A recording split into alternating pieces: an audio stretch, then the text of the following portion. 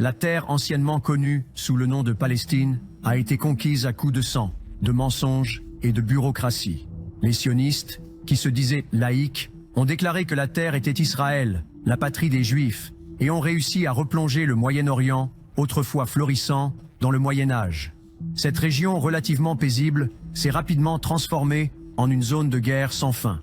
Des décennies de crimes de guerre américaines ont radicalisé une grande partie de la population musulmane qui est devenue terroriste. La création de l'État d'Israël l'année de l'Holocauste n'aurait jamais abouti sans l'Holocauste juif.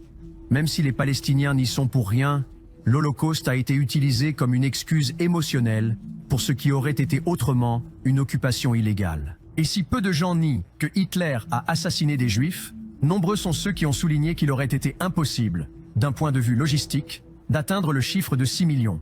Alors pourquoi ce chiffre de 6 millions? Pendant plusieurs décennies avant la Seconde Guerre mondiale, les sionistes ont répété le mantra 6 millions, faisant référence à la mort de 6 millions de Juifs. Un 6 suivi de 6 zéros peut également être lu comme 66, ce qui signifie 2 tiers. Certaines sectes radicales du judaïsme et du christianisme estiment que les 2 tiers des Juifs doivent périr. Il semble que les sionistes aient créé Israël comme un autel sacrificiel pour que cela se produise, en répétant le mantra de la magie inférieure de ce qu'ils veulent rendre manifeste.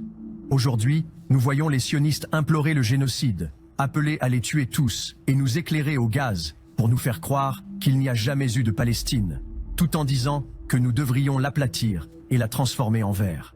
Nous voyons des pasteurs chrétiens encourager les meurtres de masse, des pasteurs dire qu'Israël devrait faire de la bande de Gaza un parking, et plusieurs pasteurs évangéliques qui parlent comme si le Christ ne reviendrait que si nous lui fournissions le sacrifice de sang enseigné dans leurs dogmes extrémistes.